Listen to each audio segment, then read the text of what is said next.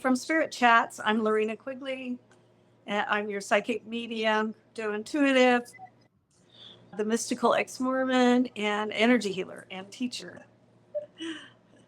And go for it, Kimmie. Sorry, we had a little quality check thing that popped up. Hopefully you can all hear us. I am Kimmie. I am mostly a crypto intuitive these days because, bull run time. But I do acupuncture, healing medium. I mostly enjoy developing and focusing on mediumship and ancestral healing. So, yeah. Excellent. And today we're chatting about Ascended Masters. Oh boy, there's a lot of stuff out there about Ascended Masters. You can Google it, YouTube it, whatever. So, what do you know about Ascended Masters? I was telling Lorina the reason I thought it'd be a good topic is because it seems lately there's a lot of people like R.G. Spina, Darius Wright, different people talking about the Matrix and who kind of created. I know that can be a big ball of wax there, but the different creators being like the Ascended Masters are physical manifestations of the Matrix creators in the physical realm. So I just thought it'd be kind of fun to explore. Yeah, as far as that, they are individuals who've actually had many lifetimes, who have worked on getting through this difficulty of being human and reached a stage of ascension or enlightenment and have abilities like the Siddhas, being able to teleport, telecommunicate, bilocate, actually appear dead and appear somewhere else. This is what the Ascended Masters do. There's a lot of people saying different things about who they are and what they do, but So you see it more. I'm a little confused, but we'll discuss it as we go. Well, they've lived many lifetimes. Like, say, for instance, Saint Germain, Ascended Master Saint Germain. He's had a lot of lifetimes. Some of those lifetimes, from what I've read and heard throughout the years, Shakespeare, I've even heard Shakespeare. He was an alchemist, and he actually helped with the signing of the Declaration of Independence. There's a story about this stranger showing up and urging people to sign. He also was prominent in the French Revolution. They're usually powerful individuals who become more powerful as they grow. That's the main story, but that doesn't have to be the truth for all of them. I guess I hadn't heard that before. I think because some of them, like Babaji, is just an advanced soul. That's more of what I've learned. Yeah. And it's supposed to be one of the most advanced souls on earth. And from what I remember from studying it for a while is that he never actually died. And he can appear still and and he looks like Forever 21 kind of thing. Okay. And influences people and helps them. And every once in a while he pops in as an incarnation, but looking the same, like the same kind of 20, really fit, advanced soul who can, from what I've heard, has been around for years and just can pop in whenever he wants. Yeah. So he's one of my favorites, Babaji. Is that the one that can manifest with his hands, like objects? I think a lot of them can do that. A lot of them. Yeah, they're master alchemists and can do things like that. So it's sort of like some of the advanced yogis can do that. I think that Saint Germain was supposed to be able to do that, or Babaji could do many things. Like I heard today in one video that he actually manifested in front of somebody a crystalline temple. He has remarkable powers. And it's in Yogananda's book, Paramahansa Yogananda, Autobiography of a Yogi. It's in that book. It's talked about. And it's been a long time since I read that book. That is the lineage of Haste, this thing. I got this SRF. See, you guys want to see that. The SRF. Let me see better there. Yeah. I don't know any of those guys except for Jesus. Yeah, let me show you. So Jesus, Babaji, right here. This is Lahiri Mahasaya. Of course, Jesus. This is Krishna, Yogananda, Paramahansa Yogananda, and then Yukteswar. Yukteswar and Lahiri Mahasaya were Yogananda's teachers, and they're supposed to be ascended masters, from what I've heard. And then Krishna is an ascended master, and this comes from Yogananda's organization. I have this on my bookshelf. It's kind of cool. They're all supposed to be ascended masters. They reached a certain level of development on earth.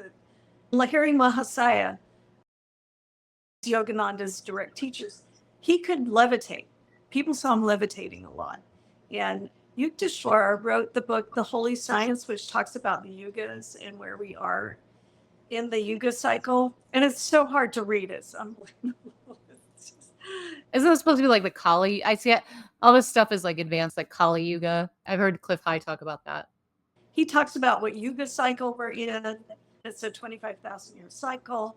That's why people are talking about moving into a new cycle and leaving an old cycle. He gets into that information. That's making sense. Yeah, he wrote that book. They're advanced souls who actually come here on earth and help us out. We need help. And Babaji, and I have another book about Babaji. Here we go, Babaji. Oh. He talks about Kriya Yoga and the 18 siddhis, which are the powers that we have. I had an experience once with Babaji, if you don't mind me telling this. No, go ahead. When I was really into Yogananda, I was going to the SRF. I was reading all those lessons that you can have them send you. Mhm. And you do these exercises in a measured way where you do these meditation exercises.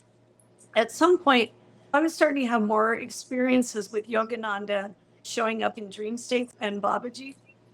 I really like Babaji because he's connected to Yogananda. That's the line of gurus he comes from. These are masters. We use the word master way too much in our society. Yeah, that's a weird word It's anyway. already, yeah. These are true masters. I had a dream where Babaji was in a yellow school bus up in my bedroom in Brooklyn. Yogananda was opening the door. Come on, let's get on the bus. Yeah, all right. I was having interesting experiences like that. My friend Melanie, too, was the SRF, which is Self-Realized Fellowship, Yogananda's official organization. In that time period, I'm studying hypnosis. I was the volunteer for one of these hypnosis sessions, and we were doing something called a really deep trance state, somnambulistic hypnosis, where you can barely move. It's that deep of a state of hypnosis where it's somnambulistic. So the hypnotist, the teacher, kept saying, and I'm lying on a really comfortable recliner chair. Mhm. He kept saying, go up, go up, go up. You're a balloon, go up, go up. So I'm like, okay. And I was just going up. And at some point, I completely popped out of my body. And I was in this different realm where it looked like this beautiful field, grasses. And anyway, and I saw a bench. And it was Babaji sitting on the bench. But the thing is, I popped into this other realm, but only my head was able to get into that realm. Oh, really? I was like, and I look at him and I go, I know you. And he gets up and he walks over, doesn't say a word, and just pops my head back into this realm and back into my body. Oh, really? Oh my gosh. But it was Babaji. And I'm like, hey, I know you. I recognize him. My little experience with Babaji. So I do like him. You were trying to seek him out. It's like, well, you're not ready for this, girl. Go back. Oh my God. That's my little experience with Babaji.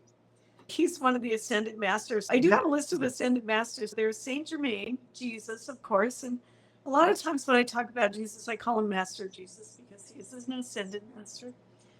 Mother Mary, Babaji, Yogananda, his teachers, Melchizedek. Some people haven't heard of him, but some people have. Sounds He is from the Old Testament. His name is mentioned in the Bible. okay. Old Testament, and he lived around the time of Abraham. It's more difficult to find information on him, but what's interesting is that the Mormon Church believes in the Melchizedek priesthood. So I grew up hearing about Melchizedek. I do have this I keep this by my bed. He kind of looks like that. He's this older looking man, all white. And again, he had a lot of powers. He had the powers of alchemy. He could heal people, this sort of thing.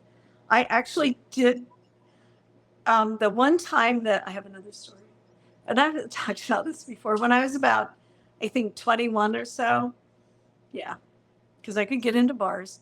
So when I was about 21, I I was dating this guy, and I spent the night with him, and we were partying and stuff.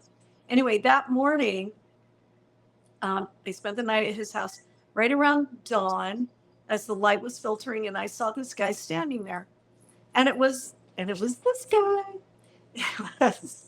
And that's what I think. That's what I feel is who it was. And I spent years trying to figure out who it was. But I saw this being a light who was all white, shimmery. I could see his robes.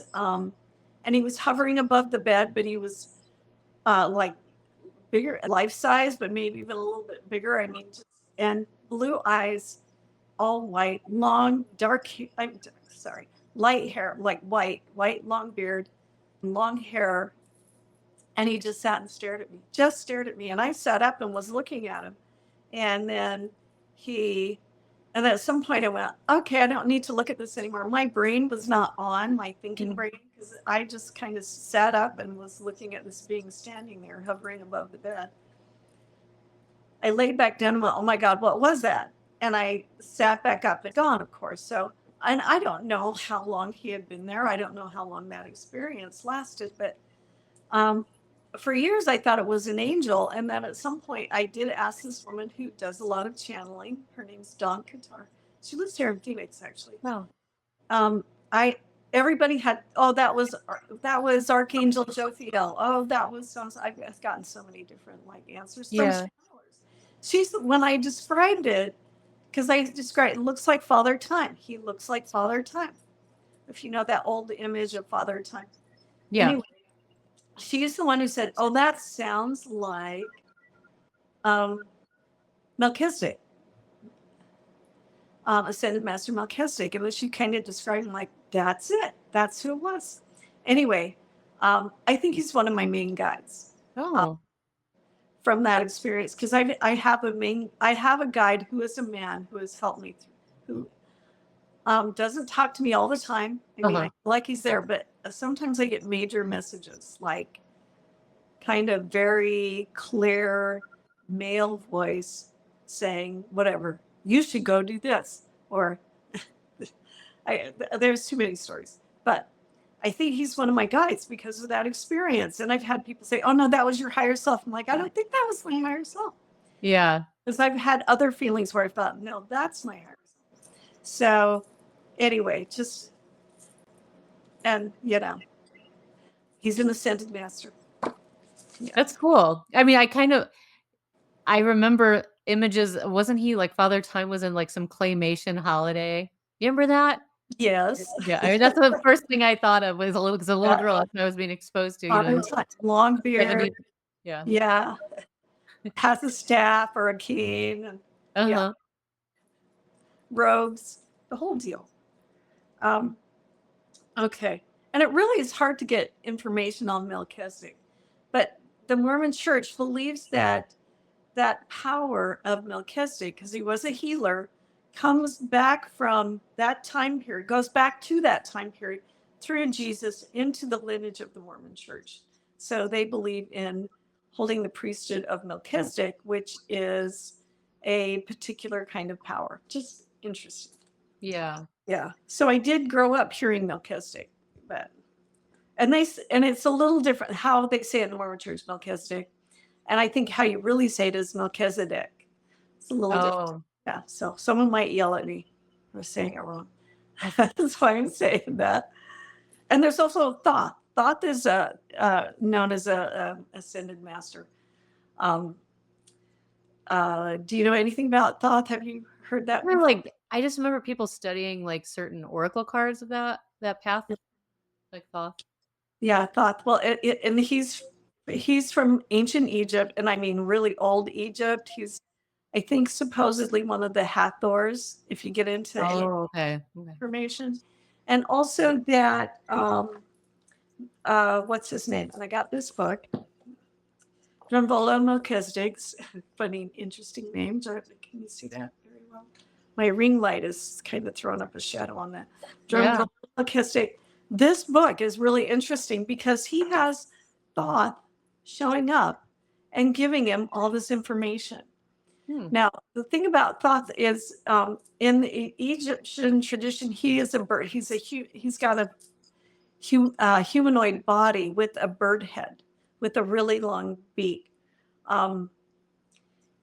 Just interesting. And he's also known as Hermes, which goes into the Greek god. Is it Greek or Roman gods? Greek. Hermes is Greek gods, which was Mercury, which is the messenger.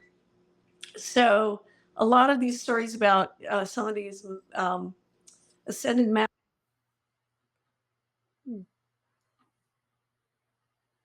into some of these stories about ascended masters go into kind of the angelic realm and the creator beings too. So there's an interesting blend. So it's hard to know exactly what the information is. But if you ever read this book, it's the Ancient Secret of the Flower of Life. Oh, this one's volume 2. I have both volume 1 and volume 2.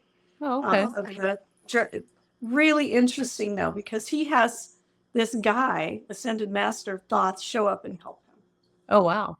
And I have seen a bird being before I was meditating once and there was this guy, pink guy, being standing right here who had kind of very powerful male energy, but he had a really long bird beak. And he was back here and I could feel him and see him, and it wasn't there that long.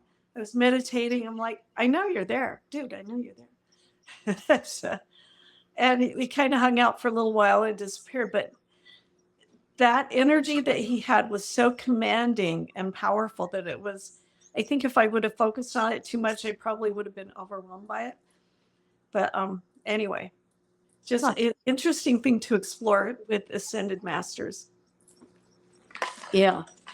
Anyway, just wanted to bring that up. Oh yeah, and Saint Germain. Back to Saint Germain. Saint Germain is super cool. If you want to jump in here, please do. I feel like I'm like, he's one that I feel like I'm in my group. So okay, yeah, and a lot of people have heard of Saint Germain. He's very part of the New Age world. A lot of people have heard of Saint Germain, the violet flame. Yeah. The violet flame helps you burn off negative energy. A lot of people use that for that. Well, Saint Germain, and I think I already said this. Saint Germain was supposed to be Christopher Columbus, Plato, Shakespeare, and Christopher Columbus was not a good guy, by the way.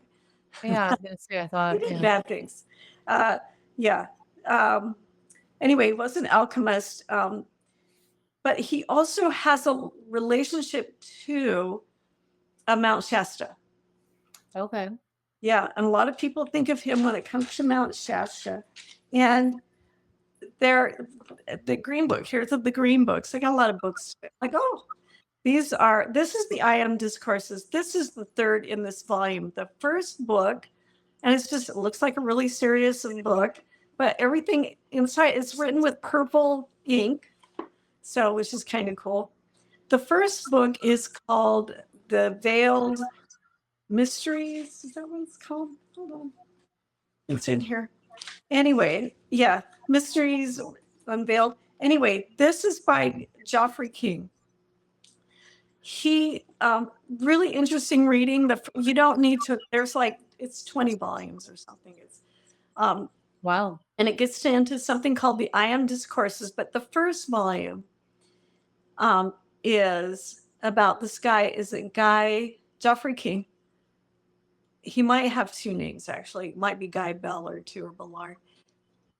He goes to Mount Shasta and has this wild experience about some sort of, I think is it a mountain lion or I don't know, who shows up, and Saint Germain showing up and taking him inside this mountain into Mount Shasta. Okay. And it's Saint Germain. And it's a really interesting read. It's pretty wild. And that's why part of the whole myth around Mount Shasta comes from these books. And okay. yeah. So really interesting read. Yeah. I know it's I got don't- that huge Lemurian connection too, right? Yeah, Shasta, yeah. absolutely. Yeah. So that a lot of that has to do with Saint Germain and Okay. those books. So very interesting. So oh yeah, and there's also Lady Nada, and I don't know a lot about her, but she's one of the ascended masters. Now, if you really want to dive deep into the ascended masters, Elizabeth Clare Prophet, who with her husband Mark Prophet, and I think that's their real name. They're not. I'm a prophet. I don't Well, I was think. thinking profit, like money, profit. Oh, Prophet. Interesting. Well, I Yeah. think they made a lot of money. But anyway, it kind of became cultish. And I think it's like the Lighthouse Summit or something is also associated with Elizabeth Clare Prophet. Anyway, they started channeling a lot of information about the ascended masters. So if you want to do a deep dive into ascended masters, they have a lot of information, and she has a lot of information about Saint Germain too, and Mm. all of them actually. Um, and also there's oh yeah, and then Jesus is also Sananda, Oh, which is a higher, which I don't quite understand. I never did get this. A higher being of Jesus. Does that, if that even makes sense? hmm. Yeah, I don't know. Also, okay, going off into something kind of weird, and some people, there's also something called the Great White Brotherhood. Oh, I have heard of this. I've heard of this before. The Great White Brotherhood was something that came from the Madame Blavatsky and the Okay, laugh. Theosophical I Society. had a different image when you said that in my head. Oh, okay. Madame Blavatsky, the Great White Brotherhood, Theosophical Society, Alice Bailey. Um, they all came from, a lot of that came from that source. Now, no, sorry. Madame Blavatsky went to Tibet, and this is like early 1900s. Went to Tibet. Um, she's um, she's really not much of a madam. She's pretty rough and tough character, smokes. Yeah. But the White Brotherhood, the most important thing, it's not a race thing. It's not. That's what I picture. I'm sorry, I did. Not. Just, it's a group of ascended masters. Okay. It is a group of ascended masters, and some of these, there's someone called, and also Elizabeth Clare Prophets. If you look that stuff up, it'll get into some of this stuff too. But it came from this Theosophical Society.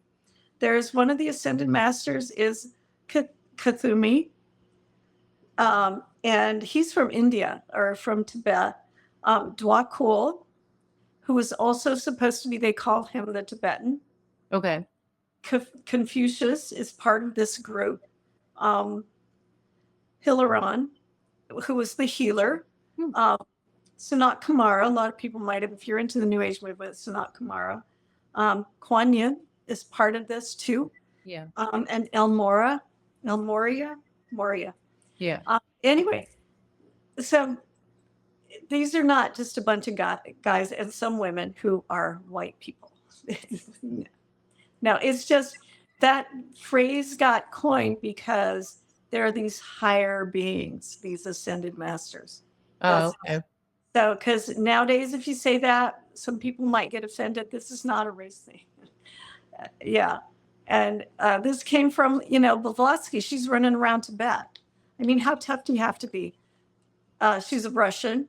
Yeah. And I can't remember what her husband's name was, but she has a lot of books out too that are pretty wild and really dense, thick books that are really hard to read. So she's very smart. Because I have one of her books. Yeah. Anyway, so those are some of the ascended masters too, and some people might not have heard of some of those things. I channeled Cool. Like back the first time I ever did a channeling session, which was back in like 1997. I went to a channel clearing workshop. I was channeling Cool. I didn't know who he was. I just know, oh, this is Cool. I felt this pink energy, this bright pink energy. It was such a beautiful color, come like shimmering down my spine. And then I was getting information, and it was cool. He was giving me information. The only reason why I didn't pursue it is because I was not comfortable with channeling at that time. Because, it's just too much giving up who you are and letting someone come in and speak through you kind of bothers me. Yeah. How still does kind of. And so anyway, so a lot of books. Do I have a cool book? Seven Rays. Okay, here we go. Another book. So like show and tell here. Can you see that? I'll put it up close so you can see my ring light. This is Dwakul and Alice Bailey. Yeah, this is from the Theosophical Society. This is the seven rays made visual. And another thing about the seven rays, this is information that people might not know about is, and this comes from the Theosophical Society, is that Earth, everything is made from these seven rays, and everything comes from one of these seven rays. And that different ascended masters are attached to different parts of the rays. Okay. Different colors of the rays. And it's a vast amount of information if you want to do a deep dive. And it's all connected to these beings who know a lot more than us humans. Because they've already been through it, So that's where we're headed. Yeah, that's the goodness. And they're here to help. Right. Yeah.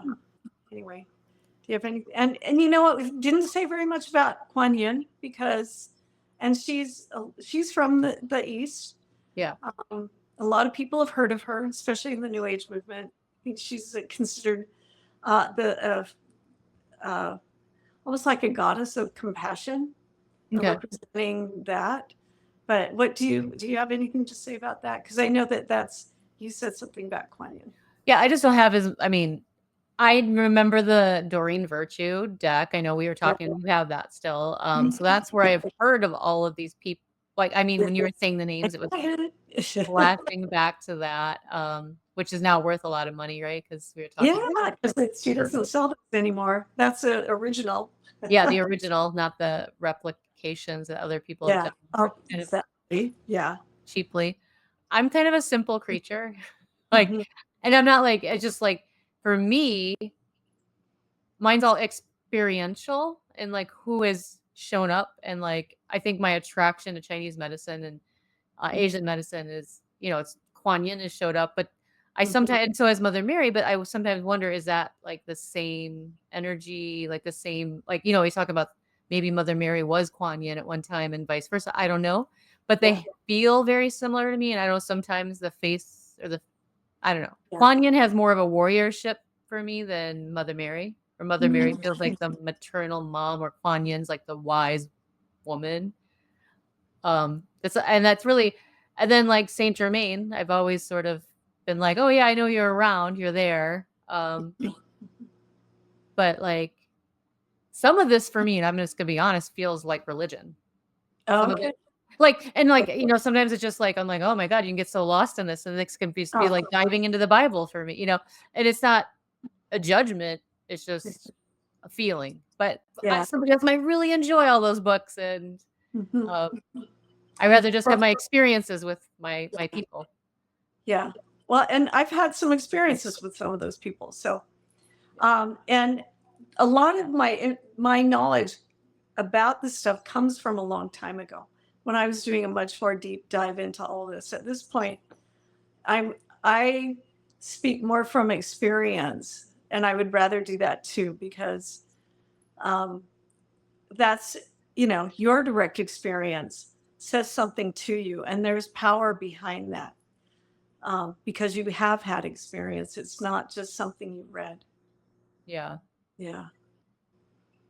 Well, Master Zong, have you ever heard of her? She's a living healer right now. I mean, I think she's 70 years old, maybe early 80s, or but she's had like I'm reading her autobiography, and she can manifest medicine.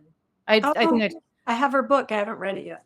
The herbs, and like she'll just read you, and then she's very connected to Kuan Yin and the medicine Buddha. And I sometimes wonder, like, God, that's such an amazing city, right? You'd call that a city, Mhm. that ability. And she does other things that are like more than just that kind of city. But like I thought, like, wow, she's got to be like either highly ascended or sort of from outside of this world to have that level of healing.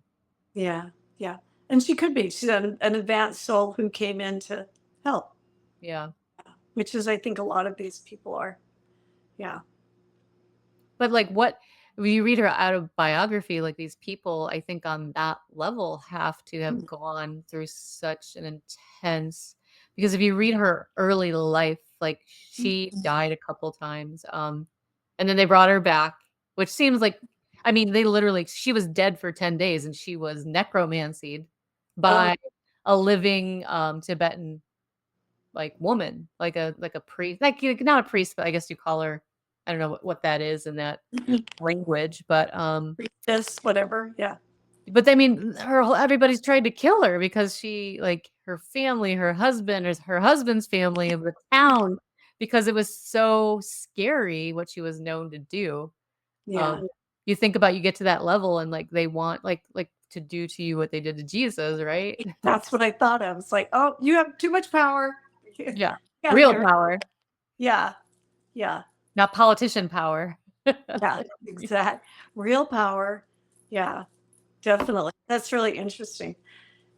Huh. Well, that's what I have heard that certainly that the more difficult your life is that sort of like if you can heal that and get beyond it, that's where the power is when you've learned to heal and Mm, really let go of and forgive and like I mean it's forgiving and letting go.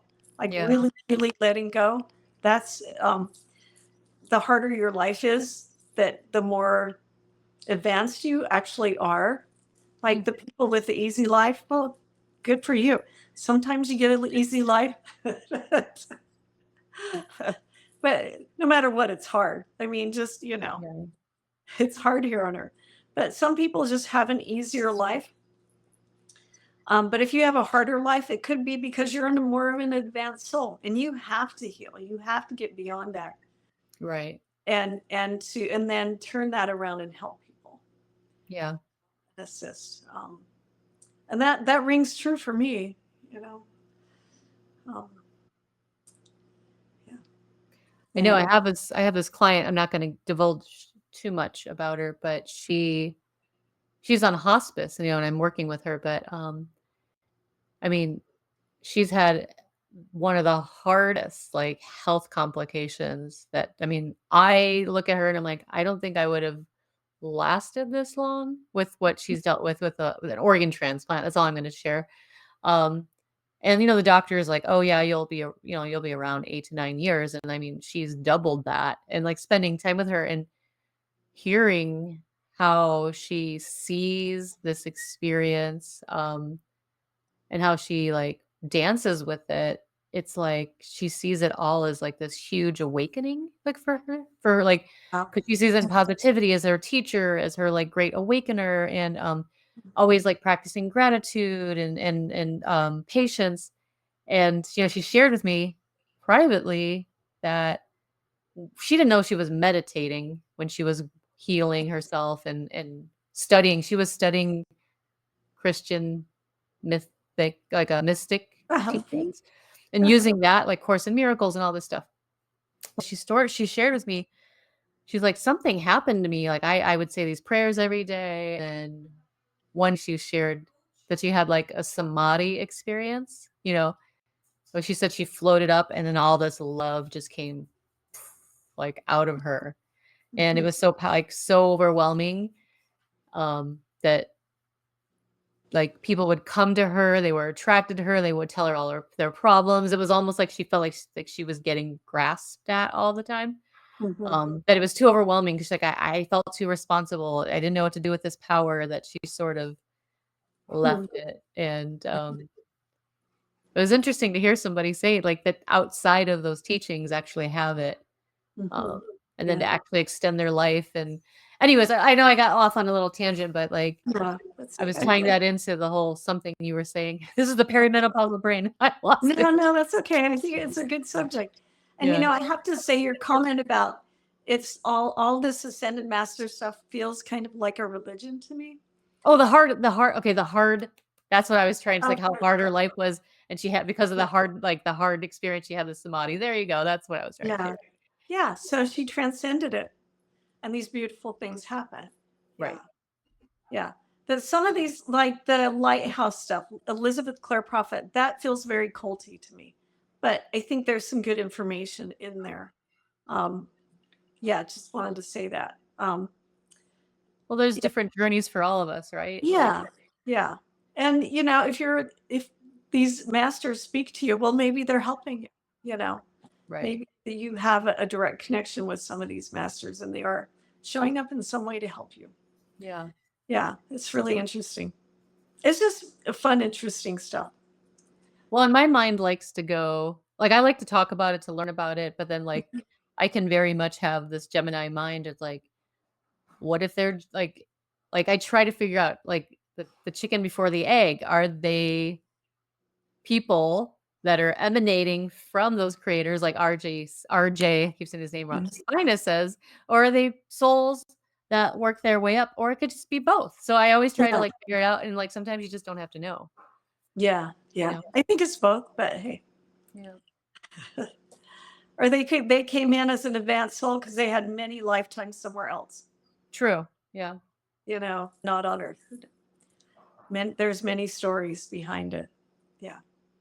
Did you ever hear in, like, galactic history, like, Lisa Royale and a few other Mhm. people I think Debbie Solaris talks about it too, Yeah. about certain beings, like, I don't want to be like all reptilians, and some of the Mhm.